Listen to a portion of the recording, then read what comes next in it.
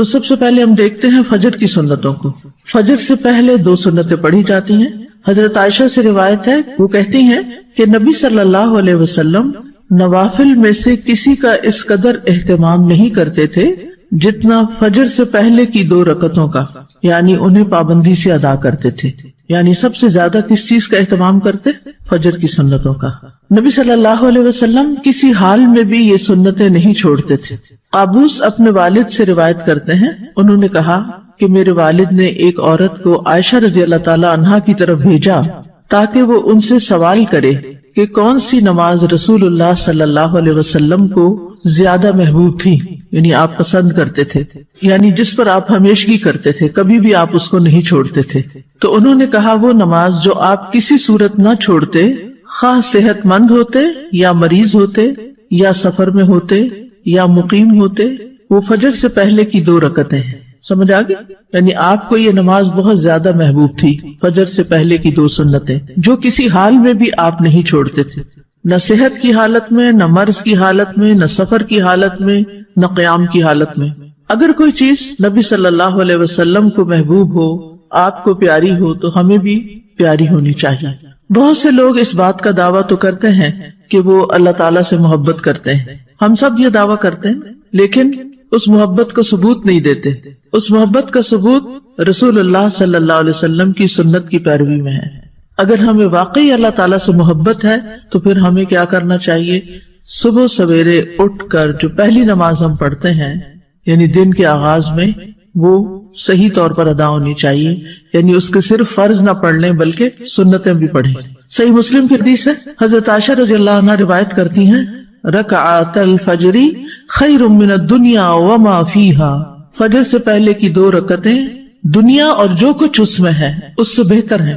دنیا کی کوئی بھی چیز جس کو حاصل کرنے کا ہمیں شوق ہوتا ہے، اس کے لیے ہم کتنی ایفرٹ لگاتے ہیں، کتنی تگ و دو کرتے ہیں، کتنی بھاگ دوڑ کرتے ہیں، اور پھر اگر وہ مل جائے تو کتنے خوش ہوتے ہیں اور سب کے ساتھ شیئر کرتے ہیں. ان سب چیزوں سے بہتر ہے یہ 2 رکعتیں.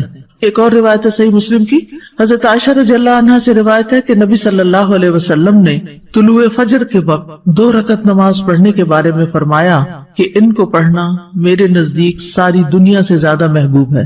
قال فی شأن الرکعتین عند طلوع الفجر، فجر کب طلوع ہوتی ہے؟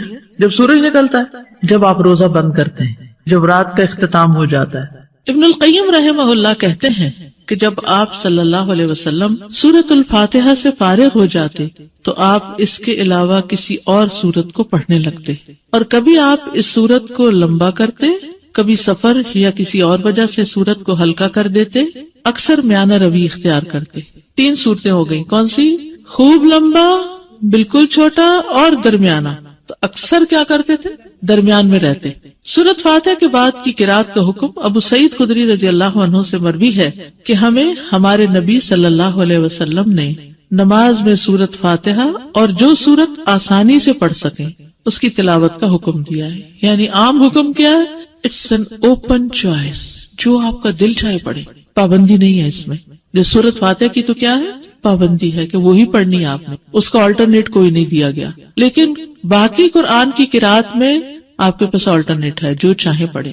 سری اور جہری قرات کا حکم. سری کا مطلب ہے خاموش اور چپکے چپکے، اور جہری کا مطلب بلند آواز سے. ابن عباس رضی اللہ عنہما سے روایت ہے، انہوں نے فرمایا کہ نبی صلی اللہ علیہ وسلم کو جس نماز میں بلند آواز سے پڑھنے کا حکم ہوا، آپ نے اس میں بلند آواز سے قرات کی، اور جس میں آہستہ پڑھنے کا حکم ہوا وہاں آپ نے آہستہ پڑھا. یعنی یہ 2 نمازیں آہستہ اور باقی جہری، یہ آپ کو ایسا ہی کرنے کا حکم ملا ہے. وما کان ربک نسیا، تمہارا رب بھولنے والا نہیں ہے. ایسا نہیں کہ رب سے بھول ہو گئی ہے کوئی. لقد کان لکم فی رسول اللہ اسوۃ حسنہ، تمہارے لیے اللہ کے رسول میں بہترین نمونہ ہے، ان کی پیروی کرنا ہی زیادہ بہتر ہے. پھر ہے قدر بلند آواز سے قرات کرنا. ابن عباس رضی اللہ عنہما سے مروی ہے، کہتے ہیں کہ نبی صلی اللہ علیہ وسلم کی قرات اس قدر بلند ہوتی کہ حجرے میں موجود لوگ اس کو سن لیتے، جبکہ آپ گھر کے صحن میں ہوتے تھے. یعنی اپنے گھر میں پڑھ رہے ہوتے تھے اور باہر لوگ سن پاتے تھے.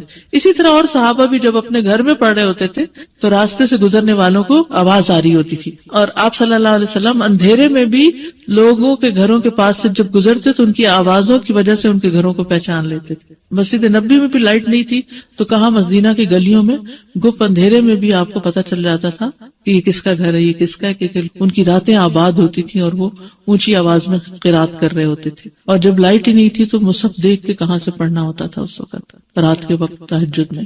ان کے حافظے اچھے تھے, قرآن جتنا نازل ہوتا اس کو یاد کر لیا کرتے تھے. سینکڑوں کی تعداد میں حافظ لوگ موجود تھے, اور ایسے بھی تھے جن کو کچھ نہیں پڑھنا آتا تھا. یہ تو ہر دور میں رہا ہے. ام ہانی سے روایت ہے, وہ فرماتی ہے کہ میں اپنے گھر کی چھت پر نبی صلی اللہ علیہ وسلم کی قرات سن لیا کرتی تھی, یعنی اتنی بلند آواز سے آپ پڑھتے. عورت کا بھی جہری نمازوں کو بلند آواز سے پڑھنا. ابن باز رحمہ اللہ کہتے ہیں عورت کے لیے مستحب ہے, یعنی پسندیدہ ہے کہ وہ جہری نماز میں اپنی آواز اونچی کرے, جیسا کہ فجر کی نماز اور رات کی پہلی اور دوسری نماز جیسے مغرب اور عشاء. عورت کے لیے بھی مردوں کی طرح یہ نمازیں جہری پڑھنا مستحب ہیں. ہاں اگر غیر آدمی اس کے آس پاس ہوں تو ان کے سامنے آہستہ آواز میں سری نماز پڑھنا افضل ہے, اور اگر وہ جہری نمازوں میں بھی آہستہ پڑھ لے تو اس میں کوئی حرج نہیں, یعنی عورت کے لیے چوائس ہے, چاہے تو اونچا پڑھ لے اور چاہے تو دل میں پڑھ لے. سری نمازوں کی قرات. جابر بن عبداللہ سے روایت ہے کہ انہوں نے فرمایا ہم لوگ امام کے پیچھے ظہر اور عصر کی نمازوں میں پہلی 2 رکعتوں میں سورۃ فاتحہ اور کوئی اور سورت پڑھتے, اور بعد کی 2 رکعتوں میں صرف سورۃ فاتحہ پڑھتے. سمجھ آگے؟ ظہر اور عصر میں پہلی 2 رکعتوں میں فاتحہ کے بعد کوئی سورت, اور آخری 2 رکعتوں میں صرف سورت فاتحہ. باقی نمازوں میں بھی ایسے ہی ہوتا ہے, لیکن اس میں پہلی 2 رکعتوں میں جہری قرات ہوتی. مقتدی سری نمازوں کی آہستہ قرات کرے گا. عمران بن حسین سے روایت ہے, انہوں نے کہا رسول اللہ صلی اللہ علیہ وسلم نے ہمیں ظہر یا عصر کی نماز پڑھائی, پھر فرمایا تم میں سے کس نے میرے پیچھے سبح اسم ربک الاعلی پڑھی؟ تو ایک آدمی نے کہا میں نے پڑھی, اور میں اس سے خیر کے سوا اور کچھ نہیں چاہتا تھا, یعنی نیکی سمجھ کے کیا ایسے. آپ نے فرمایا مجھے علم ہو گیا تھا کہ تم میں سے کوئی مجھے اس میں الجھا رہا ہے, یعنی آپ بھی وہی سورت پڑھ رہے تھے اور پیچھے والا بھی تھوڑی تھوڑی اونچی آواز میں پڑھنے لگا, اور وہ نیکی کی نیت سے پڑھنے لگا کہ چلو میں بھی. بعض اوقات کوئی قاری اتنا اچھا پڑھ رہا ہوتا ہے کہ انسان بھول ہی جاتا ہے کہ اس نے چپ کر کے سننا ہے, وہ بھی ساتھ شروع ہو جاتا ہے, تو ان کی بھی یہی کیفیت ہوئی. تو اس سے امام الجھتا ہے اور امام بھولتا ہے, اس لیے خاموشی رکھنی چاہیے. عبداللہ بن عمر سے مروی ہے کہ ایک مرتبہ نبی صلی اللہ علیہ وسلم نے اعتکاف کے دوران لوگوں کو خطبہ دیتے ہوئے فرمایا تم میں سے جو شخص بھی نماز پڑھنے کے لیے کھڑا ہوتا ہے در حقیقت وہ اپنے رب سے سرگوشی کرتا ہے, اس لیے تمہیں معلوم ہونا چاہیے کہ تم اپنے رب سے کیا سرگوشی کر رہے ہو, اور تم نماز میں ایک دوسرے سے اونچی قرات نہ کیا کرو. نماز میں ایک دوسرے سے اونچی قرات نہ کیا کرو. عبداللہ بن مسعود رضی اللہ عنہ سے مروی ہے, انہوں نے کہا کہ صحابہ نبی صلی اللہ علیہ وسلم کے پیچھے قرات کیا کرتے تھے تو آپ نے فرمایا تم نے مجھ پر قرآن کو مشتبہ کر دیا. یہ پچھلی حدیث ہے نا کہ ایک دوسرے سے اونچی قرات نہ کیا کرو. اس کا مطلب یہ ہے کہ اگر کچھ لوگ اپنی اپنی نماز بھی پڑھ رہے ہیں, جیسے سنت وغیرہ پڑھ رہے ہیں, تو اس میں اتنی اونچی آواز سے نہ پڑھے کہ جو پاس کھڑا ہے وہ ڈسٹرب ہو جائے. کئی لوگ امام کے پیچھے بھی آہستہ آہستہ اونچا پڑھتے ہیں, وہ دوسرے کو خلل میں ڈال دیتے ہیں. تو اتنی بس آواز ہو کہ آپ خود ہی سن سکیں, دوسرا ڈسٹرب نہیں ہونا چاہیے. اگر فرض نماز میں ہم غلطی سے آخری 2 رکعت میں بھی کوئی سورت پڑھ لیں, کوئی حرج نہیں. آرڈر امپورٹنٹ ہے, ضروری نہیں. اچھا ہے اگر ہو, لیکن اگر یاد نہ رہے تو حرج نہیں. جو قرآن نماز میں پڑھا جاتا ہے وہ زیادہ افضل ہوتا ہے, زیادہ باعث اجر ہے بنسبت اس کے کہ جو خالی ہم مصحف لے کے بیٹھ کے پڑھتے ہیں. یعنی نماز کے اندر جو ہم تلاوت کرتے ہیں وہ افضل ہے. الذین آتیناہم الکتاب یتلونہ حق تلاوتہ اولئک یؤمنون بہ ومن یکفر بہ فاولئک ھم الخاسرون. وہ لوگ جنہیں ہم نے کتاب دی ہے اسے پڑھتے ہیں جیسے اس کی تلاوت کا حق ہے, یہ لوگ اس پر ایمان رکھتے ہیں, اور جو کوئی اس کے ساتھ کفر کرے تو وہی لوگ خسارہ اٹھانے والے ہیں. تلاوت کرنا قرآن کو خوبصورت بنانا ہے, تزیین ہے قرآن کی. براء ابن عازب سے روایت ہے, کہتے ہیں کہ رسول اللہ صلی اللہ علیہ وسلم نے فرمایا زینوا القرآن, قرآن کو زینت بخشو باصواتکم, اپنی آوازوں سے. سبحان اللہ, ہر چیز کو بیوٹیفائی کرتے ہیں نا, آپ اپنے چہرے کو بیوٹیفائی کرتے ہیں، اپنے گھر کو کرتے ہیں، اپنی چیزوں کو کرتے ہیں، اپنے ہاتھوں کو، ناخنوں کو، کس کس چیز کو، یعنی انسان کے اندر ایک یہ حص ہے نا کہ اسے خوبصورت چیزیں اچھی بھی لگتی ہیں اور وہ ان کے لیے کوشش بھی کرتا ہے. اب جو چیزیں تو نظر آتی ہیں ان کو تو آپ اپنے ہاتھوں سے کچھ اوپر لگا کے کچھ کر کے خوبصورت بناتے ہیں، لیکن قرآن کو آپ کیسے خوبصورت بناتے ہیں، زینت بخشتے ہیں اس کو خوبصورت آواز سے پڑھ کے، عمدہ طریقے سے پڑھ کے. ہم لوگ قرآن کو زینت کیسے بخشتے ہیں؟ خوبصورت غلاف چڑھا کے، مخمل کے، اور ستارے پھر اوپر لگا لیتے ہیں، اور ستاروں کے اوپر موتی بھی لگا لیتے ہیں، اور پھر اوپر رکھ دیتے ہیں اور اس سے گھر کو سجاتے ہیں. اور جب پڑھنے کی باری آتی ہے تو 2 لائنیں ٹھیک سے نہیں پڑھ سکتے، جبکہ نبی صلی اللہ علیہ وسلم نے فرمایا زینوا القرآن باصواتکم، اپنی آوازوں کے ذریعے قرآن کو زینت بخشو. ہر انسان کے اندر اچھی آواز سننے کا ایک ذوق پایا جاتا ہے، اور آوازیں انسان کے دل پر اثر انداز ہوتی ہیں. گانا لوگ کیوں پسند کرتے ہیں؟ اگرچہ الفاظ اس کے گھٹیا بھی ہوتے ہیں، اور لوگوں کو اس گانے کے بعض اوقات یا نعت کا خاص طور پر ان کو الفاظ کو کچھ سمجھ نہیں آ رہی تھی کیا پڑھا جا رہا ہے، صرف آواز ہوتی ہے اس میں. یعنی بعض اوقات جیسے اب ربیع الاول آیا چاہتا ہے اور گھر گھر میں میلاد ہوتے ہیں، تو اس میں بس نعتوں کی جو سلیکشن کر لیتے ہیں لوگ، اس میں بعض اوقات ٹوٹلی وہ شرکیہ ہوتے ہیں الفاظ، بعض اوقات ویسے ہی غلط ہوتے ہیں. اور جب ان سے پوچھا جائے کہ یہ کیا ہے، اس کا مطلب کیا، تو ایک دفعہ ایسے ہی مجھے کسی نے لیکچر کے لیے بلایا تو میں وہاں گئی تو مجھے پتا چلا کہ یہاں تو کوئی میلاد ہے. تو مجھ سے پہلے کسی نے، ایک بہت پڑھی لکھی خاتون تھی، انہوں نے ایک نعت پڑھی. جب وہ پڑھ نہیں تھے تو میں نے لکھ لیا یہ کیا کہہ رہی ہیں. پھر میں نے اس سے آغاز کیا، میں نے کہا کہ ان الفاظ کا معنی کیا ہے؟ آپ نے سوچا؟ اب دیکھیے کہ اس کا مطلب یہ بنتا ہے. مکمل شرک تھا. تو ان کی آنکھیں کھل گئی. یہ کہا جا رہا تھا کیونکہ کوئی سوچتا ہی نہیں کہ کہہ رہے ہیں، صرف کس چیز کو فالو کر رہے تھے، ٹیونز کو.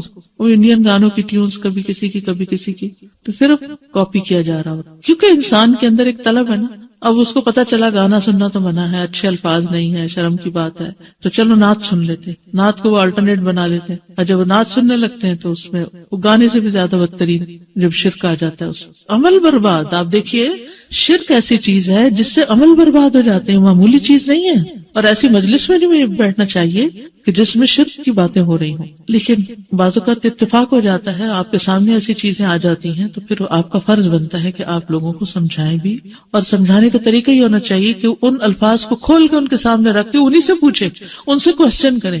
اچھا بعض اوقات کہتے نہیں ہمارا یہ مطلب نہیں، ہم تو یہ کہتے ہیں. بھئی آپ مطلب کچھ بھی بنائے، لفظ تو یہی کہہ رہے ہیں. تو جب انسان صحیح طور پر قرات کر لیتا ہے یا اچھی قرات کا ذوق اس کو ہو جاتا ہے، وہ سننے لگتا ہے، تو آپ یقین کریں دنیا کی کوئی دوسری آواز اچھی بھی نہیں لگتی، کچھ اور پھر دل پہ لگتا ہی نہیں. استاذ آپ نے جیسے نعت کا ذکر کیا، اب جو ہمارے بچوں کے لیے فتنہ ہے وہ نشید کا ہے. میوزک اس میں ہر طرح کی بیٹ ہے، لیکن نشید کے نام پہ اس کو حلال کر لیا گیا. پھر استاذہ جب قرآن پڑھا جاتا ہے تو وہ اتنا میریکولس ہے کہ اس کی ردم سے کہتے ہیں کہ کافی نان مسلمز کا یہ ریسرچ ہوئی ہے کہ ان کے سامنے صرف قرآن پڑھا جا رہا ہوتا ہے یا قرات وہ کہیں سن لیتے ہیں تو سیدھا دل پہ اثر ہوتا ہے. جی تو ہاں. جو کہ میوزک کی یہ بات نہیں ہے. اور جتنی اچھی قرات ہوتی، قاری عبد الباسط کی آواز سن کے تو لوگ مسلمان بھی کئی ہوئے ہیں. اور نبی صلی اللہ علیہ وسلم کا طریقہ یہی تھا کہ لوگوں کو، نان مسلمز کو قرآن کی تلاوت سناتے تھے. اور جب جن کا بھی ہو گیا تھا، سارے جنوں نے جب سنا تھا آپ صلی اللہ علیہ وسلم کو تلاوت کرتے ہوئے، تو جتنا اثر اس کا ہے اتنا تو آئی ڈونٹ تھنک سو کہ کسی بھی. تو ہماری نمازیں بھی اچھی کیوں نہیں؟ کیونکہ اس میں جو قرات ہم کرتے ہیں وہ قرات ٹھیک نہیں. تو نمازیں ٹھیک ہو جائیں گی تو پھر کیا ہوگا؟ قرآن بھی ٹھیک ہو جائے گا، سب کچھ ٹھیک ہو جائے گا، جس میں قرآن کی قرات بھی ٹھیک ہوگی. استاذہ میں 2-3 سال پہلے عمرہ کے لیے گئی ہوئی تھی، اتفاق سے 12 ربیع الاول کو ہم لوگ مدینہ میں تھے، اور ہم جن گروپ کے ساتھ میں گئے ہوئے تھے تو انہوں نے کہا کہ رات میں آئے، ہم یہاں بڑی محفل جمے گی. ہم لوگ تو نہیں گئے، 2 فیملیز تو نہیں گئی، لیکن ایک فیملی چلی گئی اور بولنے لگے وہ ڈائننگ روم میں دروازے بند کر کے پھر وہ اپنی وہی کرنے لگے. اتنا مطلب اس جگہ پہ بھی جا کے اصل میں لوگ جو ہیں وہ عقیدت میں کرتے ہیں، لیکن لا علمی کی وجہ سے کسی اور طرف چل پڑے. تو ہمیں پھر اچھے طریقے سے خیر خواہی کے ساتھ سمجھانا چاہیے. جی آگے چلتے.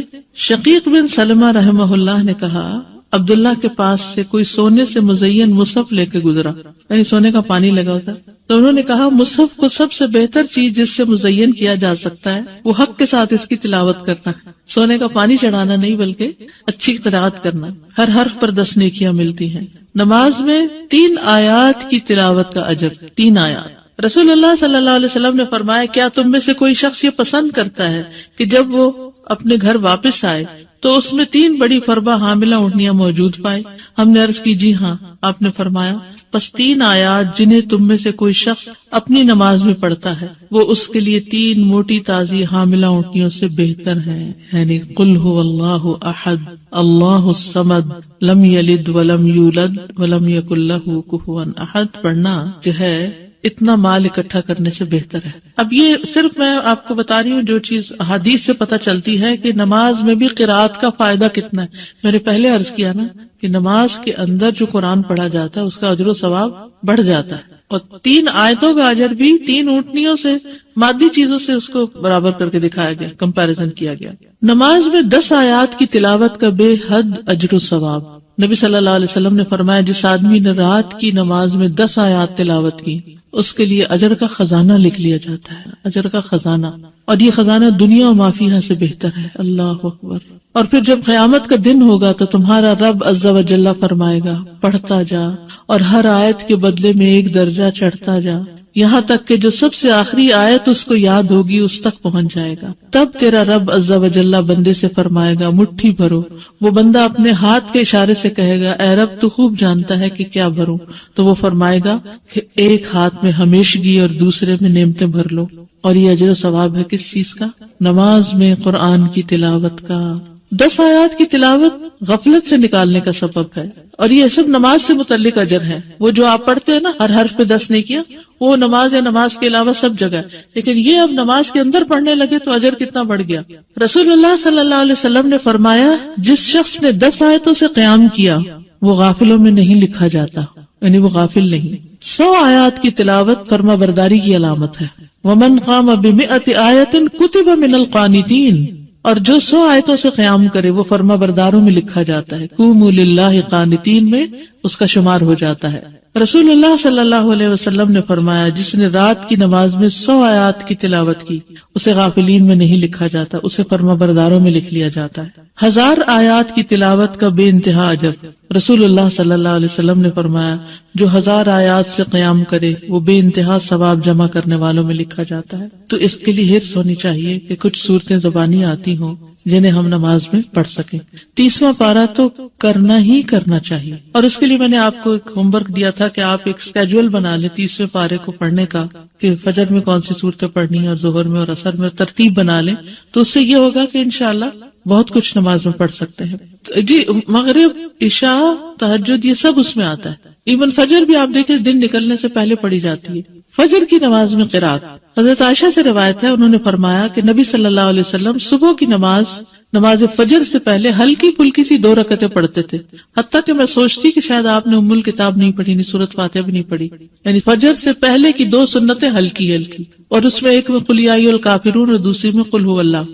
حضرت عائشہ کہتی کہ رسول اللہ صلی اللہ علیہ وسلم فجر سے پہلے 2 رکعت سنت پڑھتے اور کہا کرتے تھے کہ یہ دونوں صورتیں جو فجر کی 2 رکعتوں میں پڑھی جاتی ہیں کیا ہی بہتر ہے. قل ھو اللہ احد اور قل یا ایھا الکافرون کیا ہی بہتر ہے، کتنی اچھی ہیں. اور کہنے والا کا سر اچھا بس قل یا ایھا الکافرون نہیں، اگر نبی صلی اللہ علیہ وسلم نے ان کی تعریف کر دی تو یہی پڑھنا زیادہ افضل ہے کچھ اور پڑھنے سے.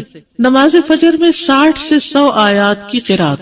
ابو برزہ الاسلمی سے روایت ہے، وہ کہتے ہیں کہ رسول اللہ صلی اللہ علیہ وسلم عشاء کو تہائی رات تک مؤخر کر دیتے اور اس سے پہلے سونے اور بعد میں گفتگو کرنے کو ناپسند فرماتے، اور فجر کی نماز میں 100 سے لے کر 60 آیتیں تلاوت فرماتے، اور ایسے وقت میں سلام پھیرتے جب ہم ایک دوسرے کے چہرے کو پہچان سکتے تھے، یعنی روشنی ہو جاتی تھی. یہ مطلب ہے. ابو برزہ رضی اللہ عنہ سے روایت ہے کہ رسول اللہ صلی اللہ علیہ وسلم صبح کی نماز میں 60 سے 100 آیات کی قرات فرماتے تھے. صبح کی نماز میں 60 سے 100 آیات کی تلاوت کرتے. سورت واقعہ اور اس جیسی صورتیں پڑھنا. جابر بن سمرہ فرماتے ہیں کہ رسول اللہ صلی اللہ علیہ وسلم بھی تمہاری نمازوں کی طرح نمازیں پڑھایا کرتے تھے جس طرح آج کل تم پڑھاتے ہو، لیکن وہ نماز میں تخفیف فرماتے یعنی ہلکا پڑھاتے تھے، اور ان کی نماز تمہاری نماز سے ہلکی ہوتی تھی. وہ نماز فجر میں سورت واقعہ اور اس جیسی صورتیں پڑھتے تھے. سورت قاف کی قرات فجر کی نماز میں سورت قاف یا اس کی جیسی دوسری صورتیں پڑھا کرتے. صافات کی قرات یعنی سورت صافات بھی آپ نے پڑھی.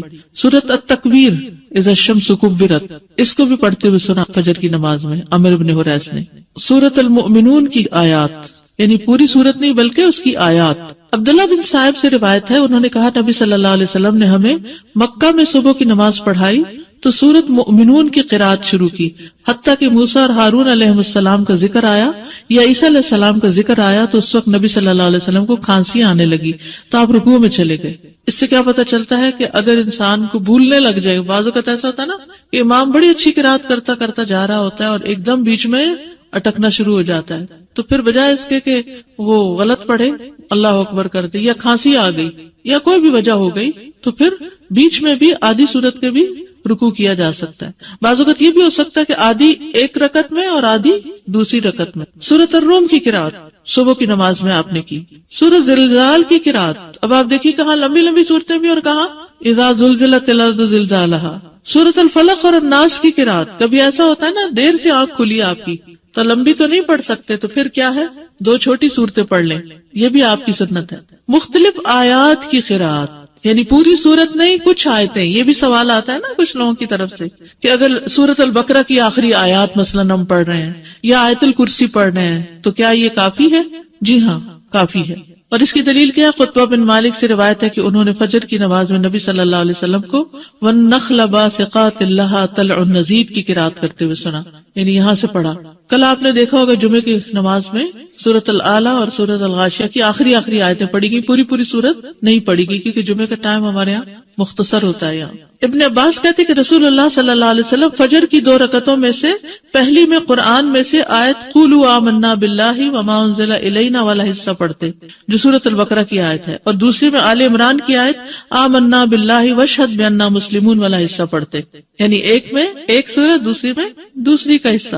ابن عباس سے روایت ہے کہ انہوں نے کہا رسول اللہ صلی اللہ علیہ وسلم فجر کی 2 رکعتوں میں قرآن میں سے قولوا آمنا باللہ اور تعالوا الی کلمۃ سواء بیننا وبینکم پڑھا کرتے تھے. مختلف صحابہ کی نماز فجر کی قرات، اس میں عمر رضی اللہ عنہ نے پہلی رکعت میں سورۃ البقرہ کی 120 آیات پڑھی. کہاں تک پہنچتے ہیں؟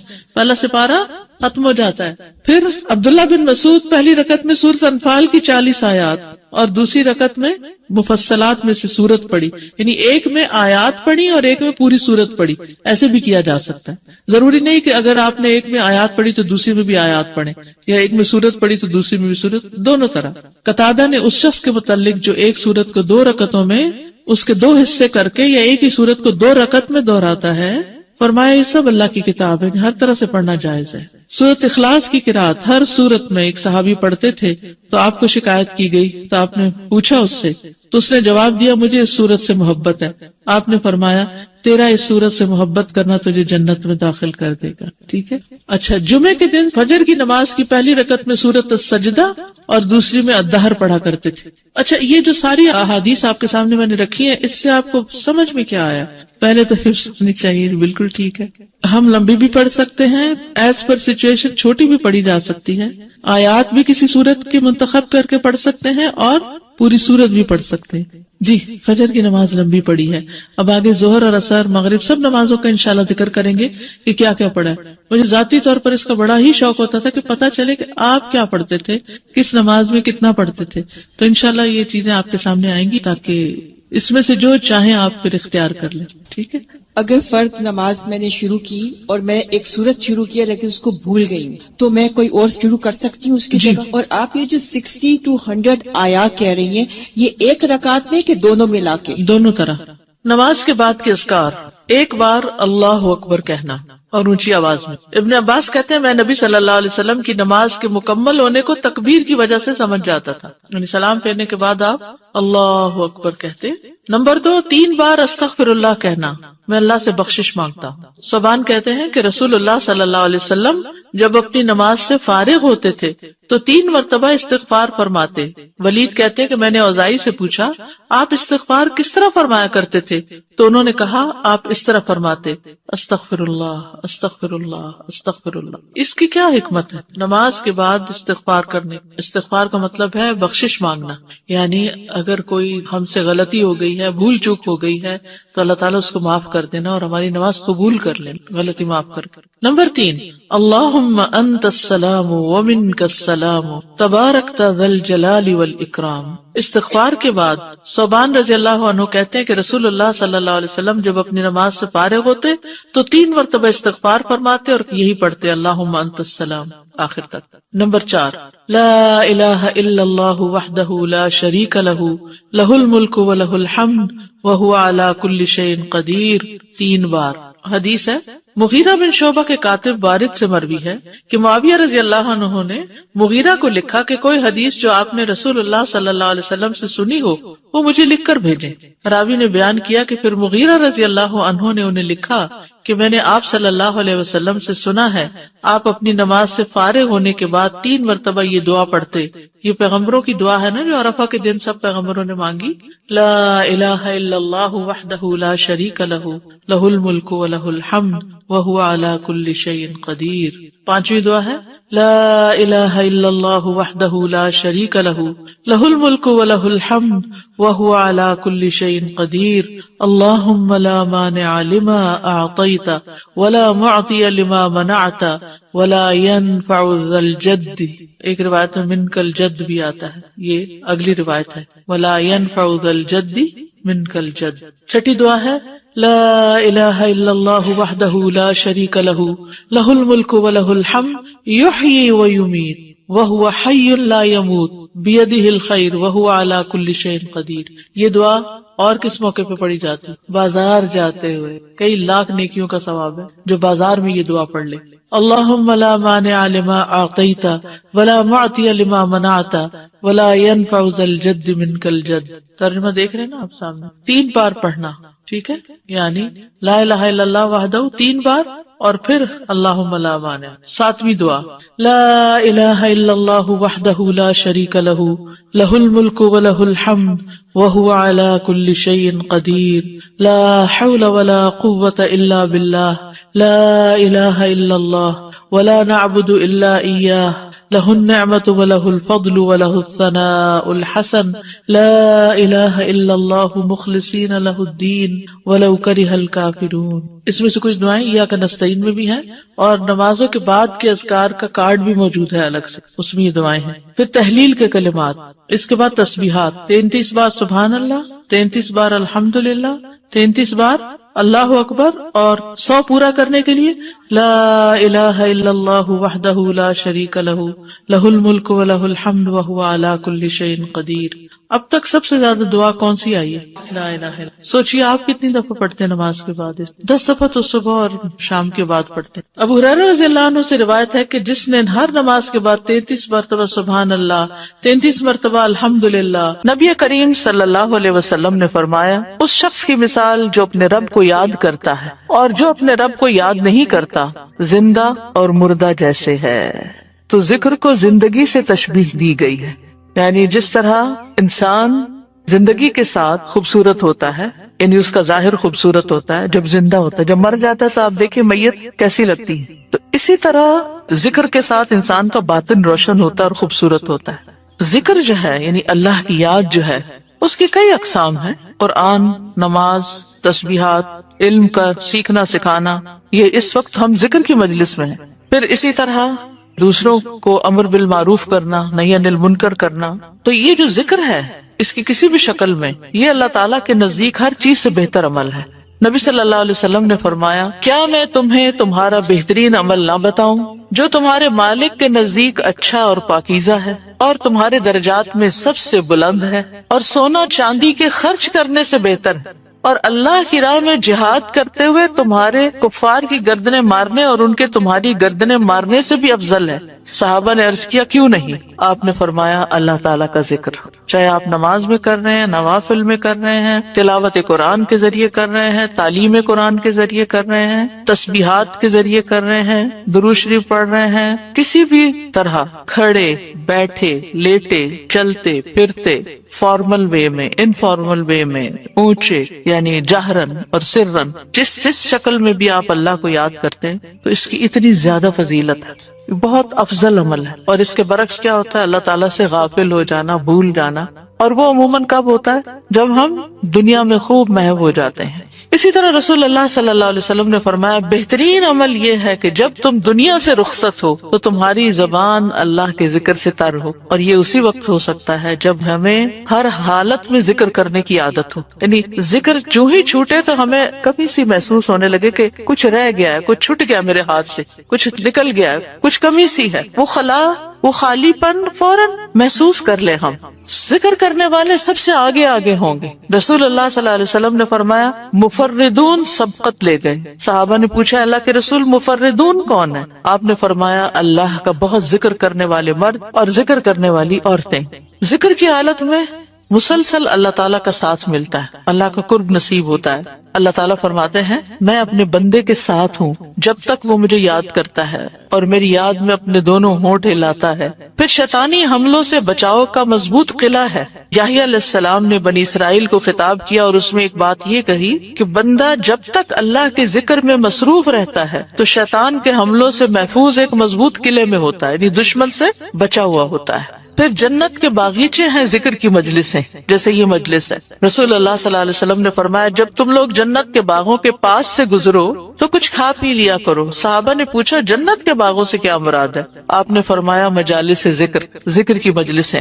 قیامت کے دن سب سے زیادہ قابل رشک لوگ کون ہوں گے جن کے چہروں کی سفیدی دیکھنے والوں کو ڈھانپ لے گی؟ وہ انبیاء و شہداء نہیں ہوں گے، لیکن ان کے اللہ کے قریب ہونے کی وجہ سے انبیاء و شہداء ان پہ رشک کریں گے. عرض کیا کہ اللہ کے رسول یہ کون لوگ ہوں گے جن پہ انبیاء و شہداء رشک کریں گے؟ فرمایا یہ مختلف قبیلوں کا مجموعہ ہے، مختلف قبیلوں مختلف بیک گراؤنڈ سے آئے ہوئے لوگ ہیں جو اللہ کے ذکر پہ جمع ہوتے ہیں اور عمدہ کلام کو اس طرح چن چن کر لیتے ہیں جیسے کھجور کھانے والا عمدہ کھجوریں چن چن کے لیتا ہے. تو مجھے اس حدیث کو پڑھتے ہوئے آپ لوگوں کا خیال آتا ہے کہ علم کی مجلس میں سے جو اہم نقطے ہیں وہ آپ اپنے پاس محفوظ کرتے جاتے ہیں. کچھ باتیں دل میں یاد ہیں اور کچھ قلم سے یعنی نوٹ بک میں نوٹ کرتے جا رہے ہیں. تو ایسی مجلسیں جو ہیں وہ انسان کے لیے ایک بہت بڑی نعمت ہے. پھر ذکر نہ کرنا باعث حسرت ہے. یاد رکھیے جب میں ذکر کا لفظ بولتی ہوں نا تو ذکر کی ساری اقسام ذہن میں لایا کریں، کیونکہ ہمارے ہاں ذکر صرف اللہ کرنے کا نام بن گیا ہے. ذکر کی مجلس کیا ہے جس میں سارے لوگ بیٹھ کے اندھیرا کر دیں اور پھر وہ اس انداز میں ذکر کریں کہ سارے ایک نعرے کی شکل میں اور مل کے کوئی آوازیں بلند کریں. صحابہ سے ایسے کوئی طریقے منقول نہیں ہیں. وہاں صحابہ کرام نبی صلی اللہ علیہ وسلم کی مجالس میں جو بیٹھ کے علم حاصل کرتے تھے اس کو بھی ذکر کی مجلس سمجھتے تھے اور ویسے بھی اکٹھے بیٹھ کر اللہ کو یاد کرتے تھے. جیسے مسجد نبی میں ایک دفعہ آپ تشریف لے گئے، 2 جماعتیں تھی، کچھ علم سیکھ سکھا رہے تھے اور کچھ بیٹھ کے ویسے ہی تسبیحات پڑھ رہے تھے اپنی اپنی. تو آپ علم والوں کے پاس گئے تو یہ بھی ذکر کی مجلس ہوتی ہے، یعنی علم کا سیکھنا سکھانا اور بیٹھ کے تسبیح پڑھتے رہنا، ذکر کرتے رہنا جیسے آپ حرم میں بیٹھ کے کرتے ہیں، کسی مسجد میں بیٹھے ہوتے ہیں. اس کے لیے ضروری نہیں ہوتا کہ کوئی تسبیحات کرنے کے لیے باقاعدہ لوگوں کو دعوت دے کر کوئی ایسے حلقے اکٹھے کیے جائیں.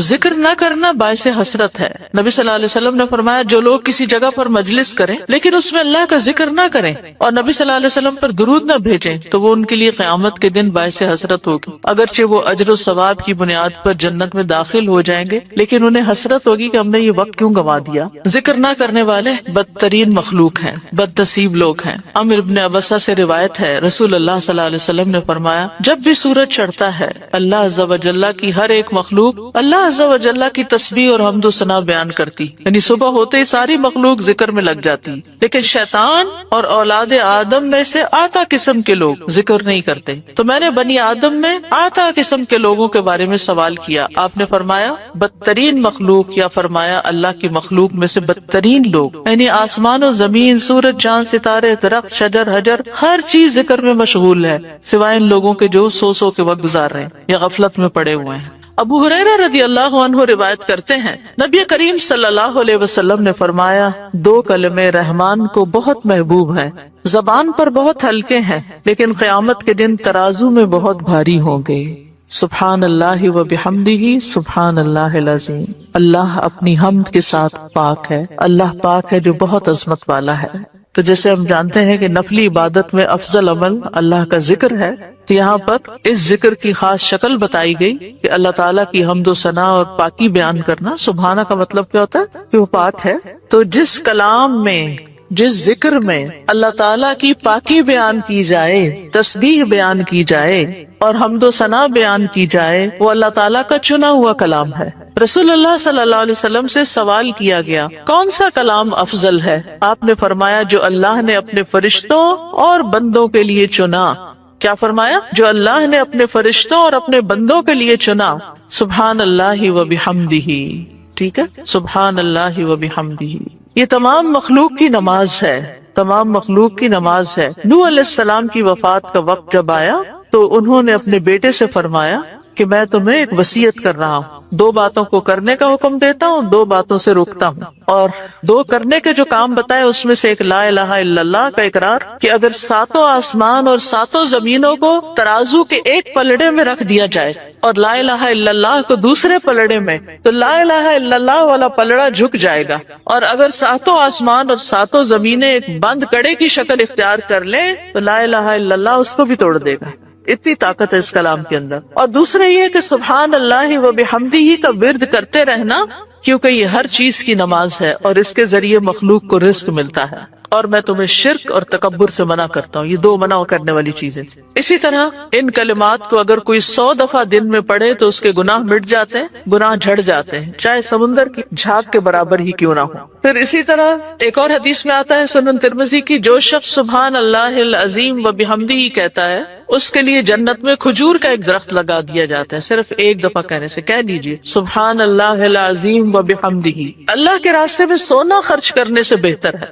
رسول اللہ صلی اللہ علیہ وسلم نے فرمایا جو رات سے خوف کھائے، اکیلا ہونے کی وجہ سے یا ویسے اس کو اندھیرے کا فوبیا ہو، کہ جو رات سے خوف کھائے کہ وہ اس کو پریشان کرے گی، یا مال خرچ کرنے سے بخل کرے کہ دینے کو دل نہ چاہے، یا دشمن سے مقابلہ کرنے سے ڈرے، تو وہ اس قول کی کثرت کر دے سبحان اللہ و بحمدہ، سبحان اللہ و بحمدہ. کیونکہ یہ اللہ کے نزدیک سونے کا پہاڑ اللہ کے راستے میں خرچ کرنے سے زیادہ محبوب ہے. ہم میں سے کس کی وسعت ہے کہ سونے کا پہاڑ اللہ کے راستے میں خرچ کرے؟ نہیں کر سکتے. اس لیے اس کلمے کو ہی زیادہ سے زیادہ پڑھ لینا چاہیے. اسی طرح سبحان اللہ، لا الہ الا اللہ، الحمدللہ، یہ کلمات عرش کے ارد گرد چکر لگاتے ہیں اور ان کی بھنبھناہٹ ہوتی شہد کی مکھیوں کی بھنبھناہٹ کی طرح، اور وہ اپنے ذکر کرنے والے کی اللہ کے ہاں یاد دلاتے ہیں. تو آپ نے فرمایا کیا تم میں سے کوئی یہ پسند نہیں کرتا کہ اس کے لیے کوئی ایسا ہو جو ہمیشہ اللہ کے ہاں اس کی یاد دلائی جاتے رہے؟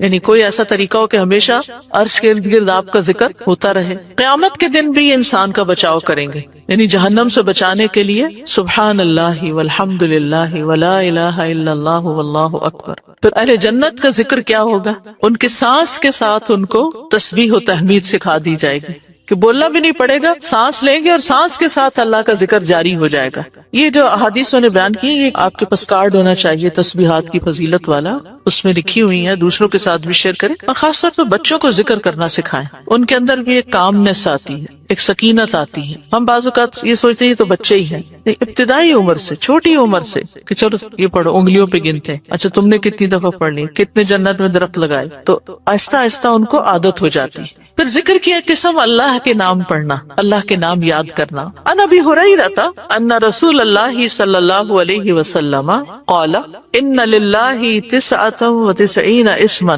100 الا واحدا من احصاها دخل الجنہ. کتاب التوحید. ابو ہریرہ رضی اللہ عنہ سے روایت ہے کہ رسول اللہ صلی اللہ علیہ وسلم نے فرمایا بے شک اللہ کے 99 نام ہیں، 99، ایک کم 100.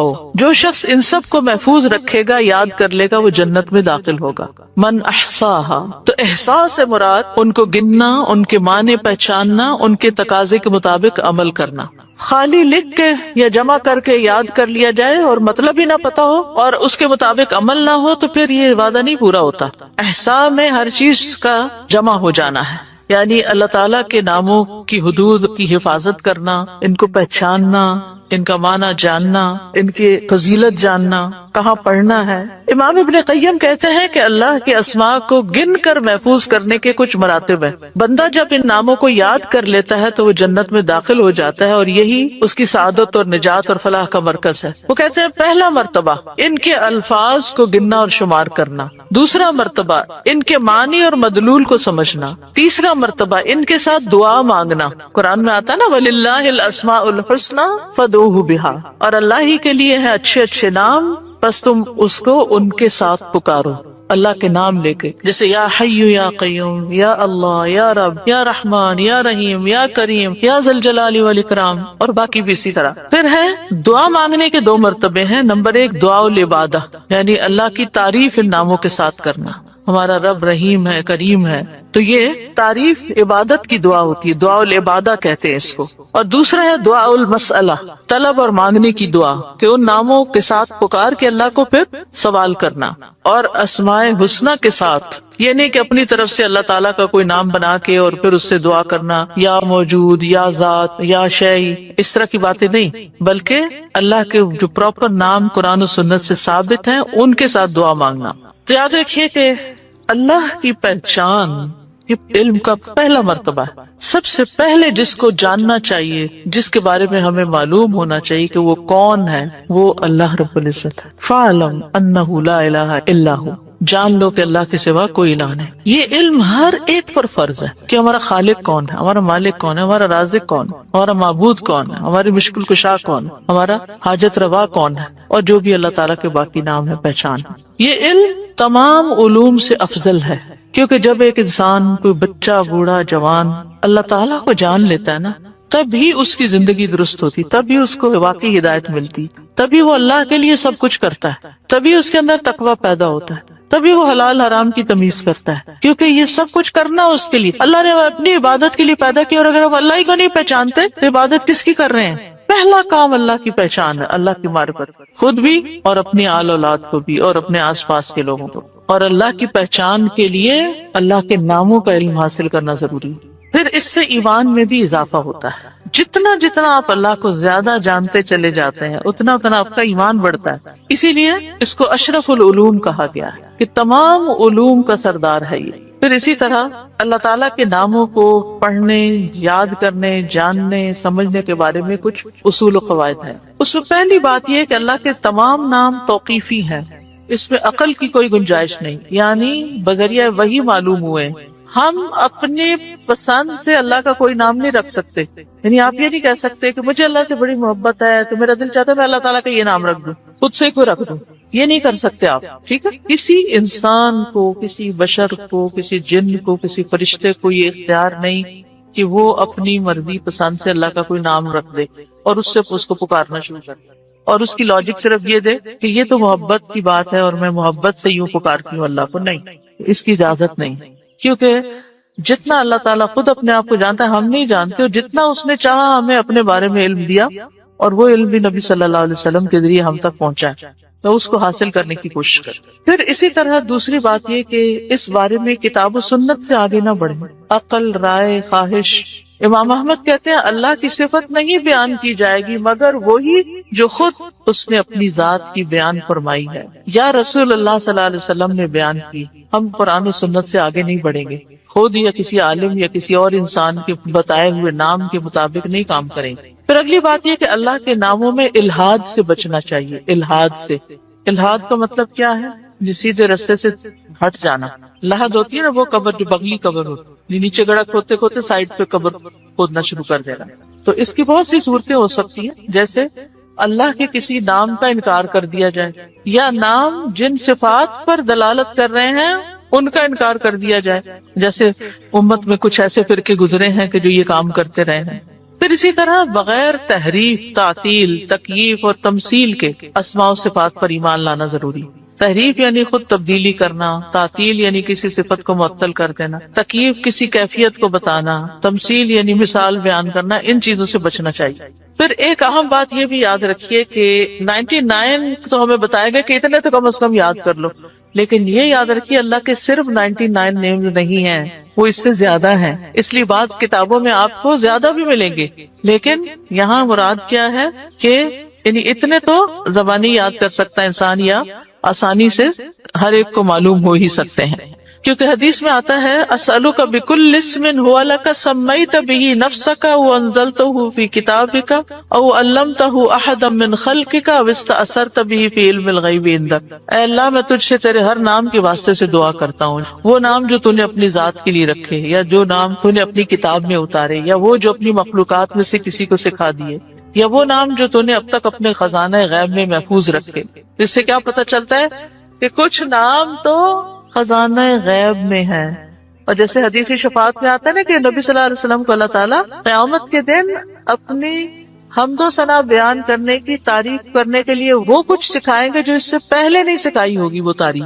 تو اس کے ذریعے نبی صلی اللہ علیہ وسلم اللہ کی تعریف بیان کریں گے.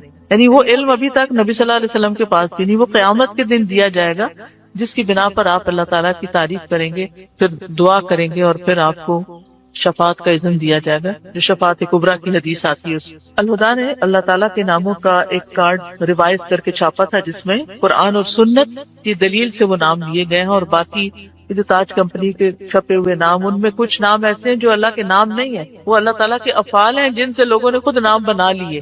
جیسے المذل اللہ کا نام نہیں ہے، یہ اللہ کا نام نہیں ہے، لیکن ذلت دینے والا اللہ ہے، تو ذل من تشاء، تو اس سے لوگوں نے نام اسم فائل کر کے تو مذل بنا لیا. تو یہ نام نکال دینے چاہیے، ٹھیک ہے، کیونکہ یہ قرآن و سنت سے نہیں ملتے. تو کچھ اللہ تعالیٰ کے نام ہیں، صفات ہیں، اور کچھ افعال بھی ہیں کہ اللہ تعالیٰ کیا کیا کرتا ہے. تو قرآن سے ہمیں وہ بھی پتہ چلتا ہے کہ اللہ تعالیٰ کیا کرتا ہے، مثلا زندگی دیتا ہے، موت دیتا ہے، رزق دیتا ہے، وغیرہ وغیرہ. حدیث نمبر 44، پورے یقین کے ساتھ دعا کرنا. دعا بھی ذکری کی ایک قسم ہے. ان انس قال قال رسول اللہ صلی اللہ علیہ وسلم اذا دعوتم اللہ فاعزموا فی الدعاء ولا يقولن احدكم ان شئت فاعطنی فان اللہ لا مستکرہ له.